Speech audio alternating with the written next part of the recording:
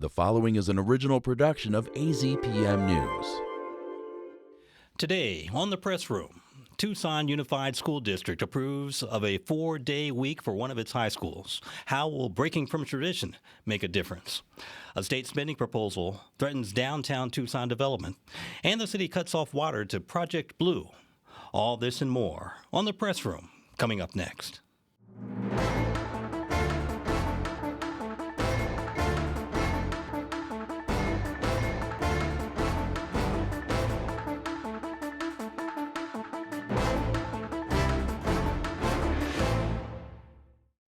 Thank you for joining us this week on the press room. I'm Tony Perkins, and we've got a panel of journalists ready to discuss the week's major headlines in southern Arizona.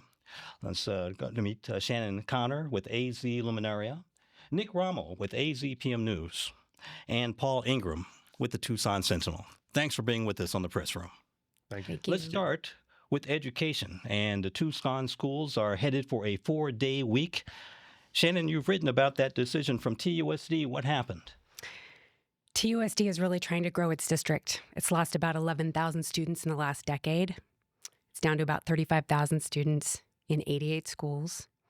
And Palo Verde started kicking around this idea with Principal Eric Brock last November, came to the school board in late March, early April, and said, what if we did a 4-day week? Lengthen the school day by about an hour, from about 8:10 to 4:10, and gave students Fridays off.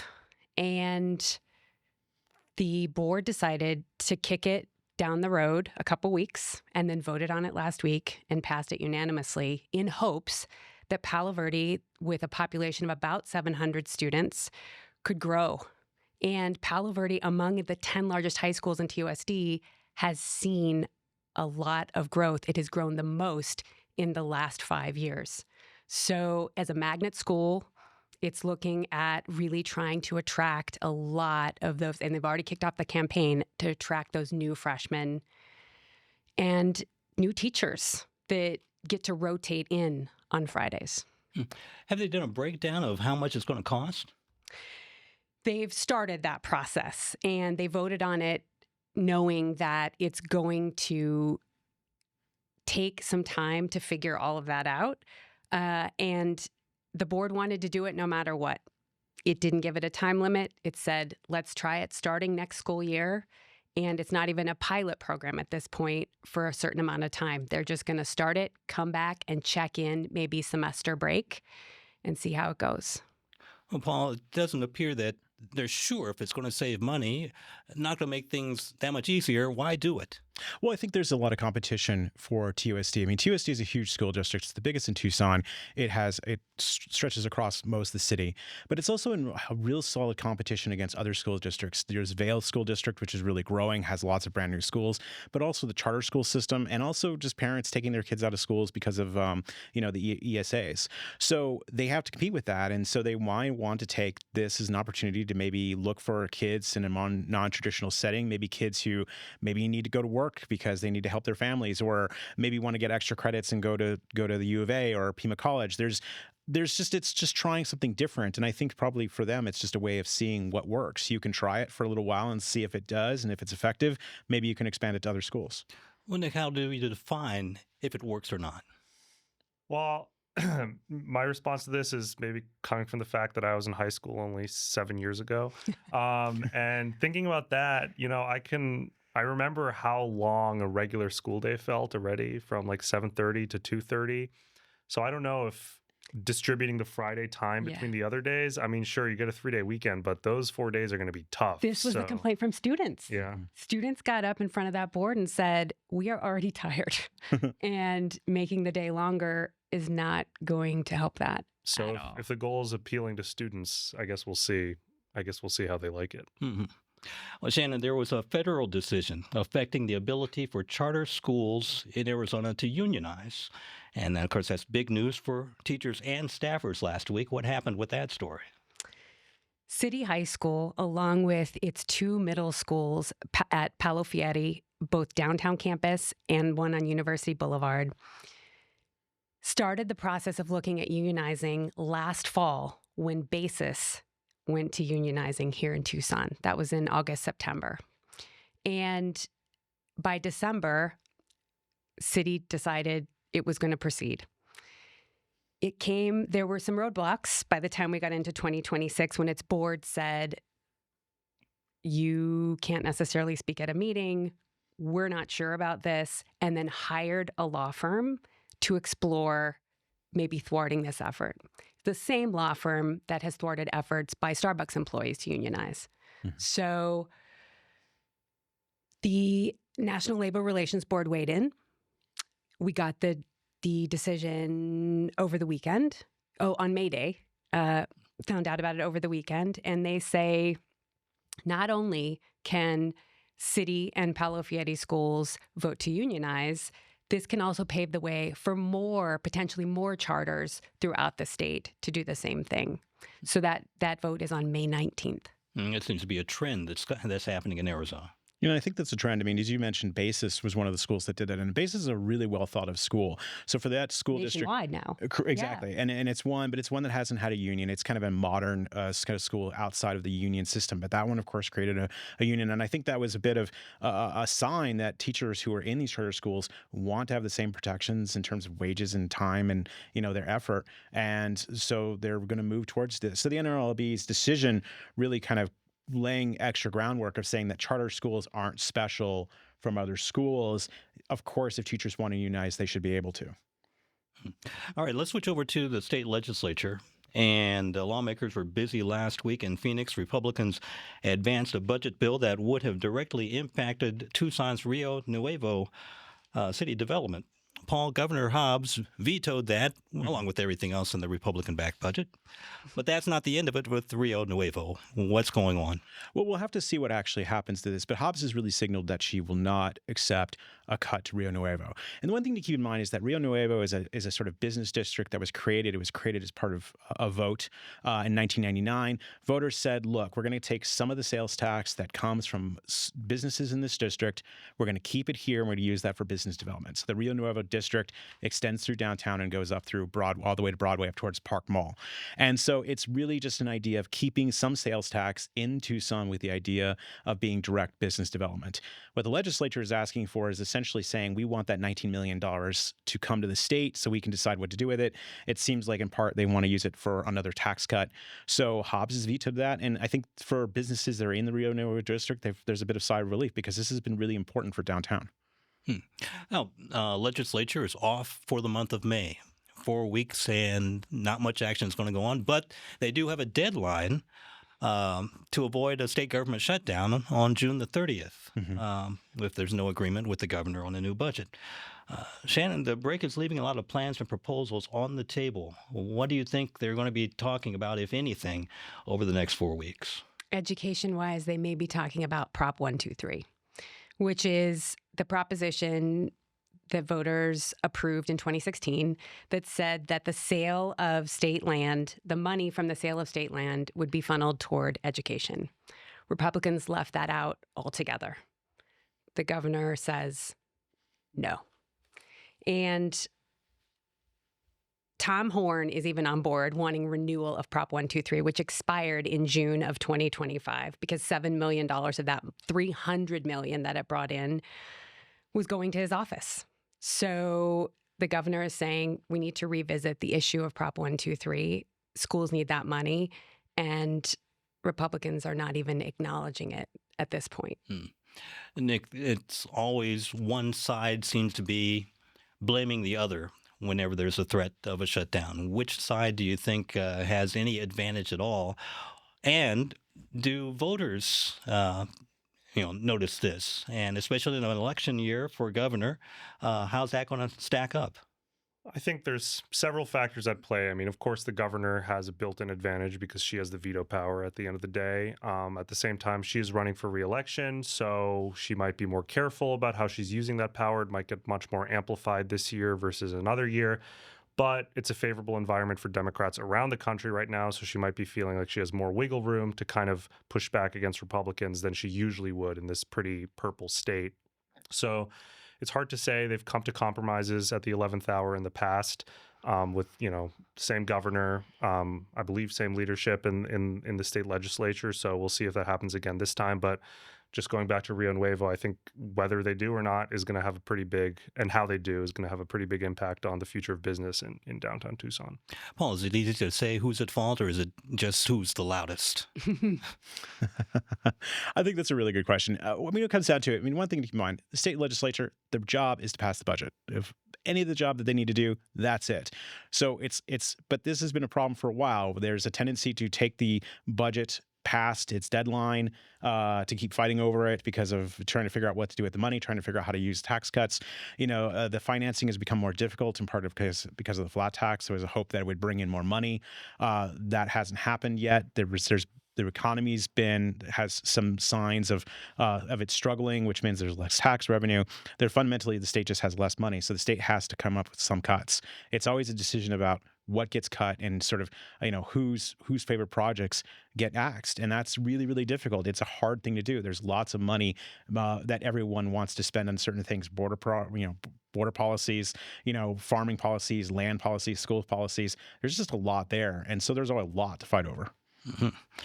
All right, let's move on to downtown Tucson. And we talked about Rio Nuevo and the state budget earlier. Nick, how much more is it going to cost to park downtown? Is something that maybe people are going to be talking about more than downtown development. How much is it going to cost to park my car there? Right. Well, starting July 1st, street meters are going to cost $1.50 an hour instead of $1, and city-owned garages and lots are going to cost $1.25 an hour instead of $1 an hour. City officials say this is necessary because since COVID, since the amount of people commuting downtown and paying for parking has decreased, the money brought in by parking fees just doesn't cover parking operations like it used to before the pandemic. And they say it's necessary to reinvest in parking infrastructure. One pretty surprising statistic that came out of this discussion is that almost 1/3 of all parking meters in the city of Tucson are damaged in some way. Officials didn't specify if they're all so damaged that they can't collect payment, but the fact that 1 out of every 3 parking meters needs to be fixed is, that requires a pretty big investment. So they're raising parking fees, and yeah, I guess commuters and people going out will just have to think about that as one more factor in their decision. We talked a little bit about City High School and the 2 middle schools, and there's a connection here because although the teachers, more than 3 dozen teachers and staff at those schools, they all have to pay for parking every day when they're downtown on University, on 4th Avenue, to work at their schools. So something that they are potentially looking at is including that in their agreement, their new union agreement. And it's actually funny that you say that because the city originally wanted to also expand parking enforcement to weekends on 4th Avenue in downtown. Yeah. And what happened was a lot of the businesses on 4th Avenue and their employees basically pushed back and said that employees already have to pay for parking, so this is going to make that even harder. So city officials, they kind of hinted that they might look at creating some more carved out parking spots for those businesses. And one thing I think worth in mind is downtown always has historically had parking meters, but 4th Avenue for a long time did not. And so that was an addition. And so there were a lot of business owners at the time when they were installing the parking meters and start charging parking were worried about whether or not this would bring customers down or not. Now, I will say, on the other hand, if you're charging more per hour for meters, then that tends to kind of increase turnover. So it means that you don't have somebody parking at a meter for a while. Instead, they come, they buy their book, they buy a sandwich, then they leave, and someone else can park there, which means for business, that's actually a good thing. So there's a bit of a trade-off in this. The other thing, too, is, we have to keep in mind, yes, certainly people want to park downtown, but of course, the city has put a massive amount of investment into this Sunlink, which in part is supposed to carry people downtown so that we don't all park downtown. And you kind of think about it, when you everyone wants to park at the U of A and everyone wants to park downtown. There are certain occasions, I think of All Souls procession, where there just aren't any parking spaces. There just aren't enough parking spaces when everyone wants to park down in the same area as once. And that's when things like the Sunlink and even the bus become really important. It's going to be a balance for the city to maybe expand some of those services and make those work better for employees who are down there downtown, who are there at night, restaurants, things like that. Downtown Tucson has developed, and a lot of it is more successful now. Do you think people will say, well, it's worth it to pay a little bit extra? I think people took the initial change from no parking meters to parking meters to some degree, and of course, all the parking lots are more expensive than they used to be too. So yeah, I think people like going downtown, and will probably build that into their budget. Okay. All right. Now let's go to a couple of stories this week that are happening outside of Tucson. Paul, you've been following the potential violations of state law involving Copper World mining. Yes. And the plan for the company to drill wells in the Santa Rita Mountains. What have you found out? Simply put, the Copper World, which is a developing copper mine in the Santa Ritas, is they're not done yet, but they're sort of on a private bit of land, but they need a lot of water. I mean, because copper mining is just water intensive inherently. And so what they've done in part is they asked the town of Sarita that they could have access to some water, and they kind of made a promise. They said, if water we'll pull, we'll replace. For every 100% we pull, we'll give you 105% back. And which is a deal that they made with Sarita that's been happening for a while. But in recent days, they've been pulling water, and they kind of forgot to tell anybody. They're required to do reports. They're required to put reports to this town of Sarita. They're also required to put the reports to the state, and they just didn't do it. The company basically said this was a fault of the contractor. It was a mistake. We'll do better next time. But it kind of puts under pressure. I mean, there's a lot of environmental groups who have been very concerned about the water usage. There's just the amount of water that the mine will eventually pull is incredible, and trying to figure out how that water is going to be replaced is going to be a huge issue for not only for the town of Sarita, but also for Tucson, for Green Valley, for all the places that are sort of downstream. Nick, the city of Tucson leaned in on this issue too. You mean with Copper World? With the Copper World. Yeah, the city of Tucson, Pima County, it's become kind of standard practice, you might say, to kind of vote on resolutions condemning this or the other thing, even if they don't have immediate jurisdiction over it, which they don't, right? Not really. So, I mean, clearly, I think that shows that a lot of people in Tucson are very concerned about this, and the electeds are feeling that, and they want to reflect that. All right. Well, there's another story down on the border, some wall construction and a site considered sacred by the Tohono O'odham Nation. Mm-hmm. And that site got bulldozed last month, about 30 miles west of Sells. Right. So what this thing is, it's called an intaglio, and essentially it's painted rocks that have been kind of painted and then set out. This thing's been around for millennia, and it's an iconic symbol, and it's been in the desert. It's really, really important to the members of the nation, and they were very careful about telling the contractors and U.S. Customs and Border Protection, who are in charge of the border wall construction, that this was important, it was sacred, and they needed to protect it and leave it alone.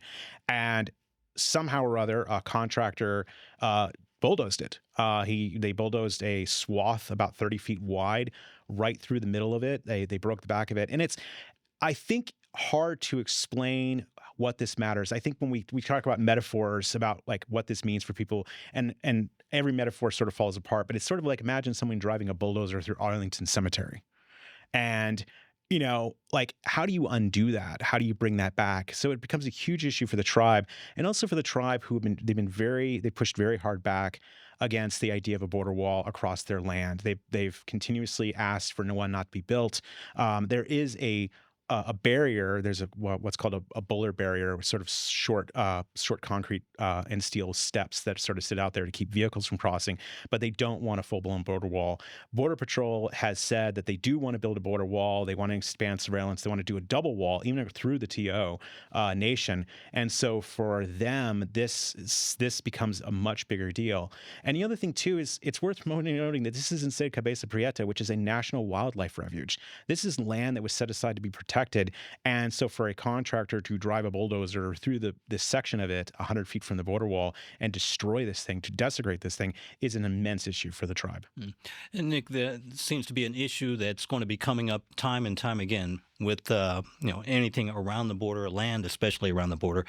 There's going to be a debate over how important this land is to people in general, and how that's going to be resolved. Yeah, for sure. And I think one thing worth noting is that the new Secretary of Homeland Security, Mark Wayne Mullen, he actually in his confirmation hearings did signal that his relationship with tribal nations would change compared to the department under Kristi Noem. So I don't know what that example shows. I don't know how personally involved Mark Wayne Mullen is in what his contractors are doing on the Tohono O'odham Nation. I mean, so far they haven't said that Mark Wayne Mullen has gone and actually talked to the nation. Rodney Scott, who's the head of the commissioner of CBP, he was there and he spoke to Verlin Jose and some of the other leaders. But I haven't heard whether Mark Wayne Mullins is actually going to come. There would probably be a good opportunity for him to come and actually speak to that. He might have more luck in some ways than some of the other folks. It's unclear if that kind of vibe shift has happened yet at the department. Right. Yeah. Paul, real briefly, let's talk about this agreement between 3 states, California, Arizona, and Nevada,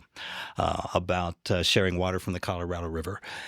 It is apparently a kind of a stopgap measure. Maybe it will lead to the larger agreement that everybody's waiting for the 7 or for the western states that are trying to deal with shortages on the Colorado. What is it about this early agreement that's going to make a difference? Really trying, Arizona, California, and Nevada, really trying to put themselves in the position of trying to accept some cuts so they don't get bigger cuts. The fundamental problem is that Arizona, especially, we're the junior member of the junior states at the lower basin. So when it comes down to who gets cut the most, Arizona is going to get cut the most. So Arizona, but also California, Nevada, want to put themselves in a position of kind of building negotiation and creating an opportunity to save some water, to get some of that water and not get such a large cut. There was a cut that was high as 27% of Colorado River water, which is going to come down on the heads of Arizona. And the question for Arizona especially is that if this cut happens, then what's next? CAP water, which is, uses Colorado River water, feeds, a lot of water for Tucson. It feeds water for Phoenix, for the whole Phoenix area, valley. Also, of course, we can't forget about the agriculture that's at the bottom of the valley in Yuma. And so all those things are affected by the Colorado River. These states are really trying to set kind of a good condition, the best case scenario of saying, well, if we only get a 20% cut, that's okay. We have to kind of think about it. 20% cut is still a loss of a lot of water. All right. Let's move to what you guys are looking for as far as stories you'll be covering over the next week or two. Shannon, let's start with you. I'm really looking forward to getting a first look at all the candidates for a state superintendent of public instruction. So those first debates, one is May 13th, the other is May 14th. We get to see the Democratic candidates, Teresa Leyva Ruiz, who has been a teacher and an administrator, was the president of Glendale Community College for 8 years. She is facing in the Democratic primary, which will be on July 21st, way moved up, Brett Newby, who is a dad and a mental health professional based in Chandler. On the Republican side, we get to see Tom Horn, who is the incumbent vying for his 3rd term as state superintendent against our state treasurer, Kimberly Yee. And that will be the debate on the 14th. So I'm looking at that. Nick, what do you have coming up? A couple things that I'm kind of mulling over is I want to take a closer look at the Tucson Police Department's new strategy to deal with street racing. Apparently, they've completely shifted to this kind of intelligence-led, proactive approach where they scour social media for tips and hints to bust these races before they start, and even are looking into criminal syndicate charges for participants. All very interesting, so I'd like to look at that. And the other thing is, on May 19th, there's an interesting election in the small town of Benson in Cochise County where half the city council is facing recalls as a result of intense community backlash against an aluminum facility that's under construction. It would be interesting to see if town government can get completely reshuffled by a grassroots movement like that. Paul? And I'm working on a story actually from today. Adelita Grijalva, our U.S. rep, visited his ICE facility in Florence. She was able to go in and do an unannounced inspection for just about a half hour. That story will be out. And also we're working on a large package about homelessness in Tucson, about sort of looking at solutions for homelessness, what the city and county are doing, what other things that the city and other folks can do to mitigate homeless, to deal with drug use, other sorts of problems that are really happening in the city. So it's something that we've been working on for a little bit, and I'm looking forward to getting it out there. Shannon, well, I was going to talk to you about the state legislature and the empowerment scholarship accounts and the vouchers. Yes. Seeing people, you see them all the time these days collecting signatures for potential ballot measures. Where does that stand right now? We've got 2 potential propositions that are looking for signatures right now. And the issue is that they are very, very similar, and people don't necessarily know which is which. So one of the propositions is called the Protect Education Act. It is sponsored by the largest teachers union in the state and Save Our Schools Arizona, which is a nonprofit that supports public schools and teachers. And it is looking to regulate empowerment scholarship accounts. It's the biggest difference between that and the other proposition is that it would like to put a cap on the amount of money that a family can earn to apply for the account. The other proposition, which doesn't have a name, was formed about a week after the Protect Education Act. It has earned about a quarter of the money in the first quarter of the year, and it is sponsored largely by a nonprofit school choice group out of Dallas, and it wants to leave vouchers as they are in Arizona. It wants to regulate them, but it wants to leave them open for universal acceptance so that anybody can get in. All right. Thank you, Shannon, and thank you for the rest of our panelists. That wraps up this edition of The Press Room. I'm Tony Perkins for all the staff and crew at The Press Room. Thanks for joining us. See you next week.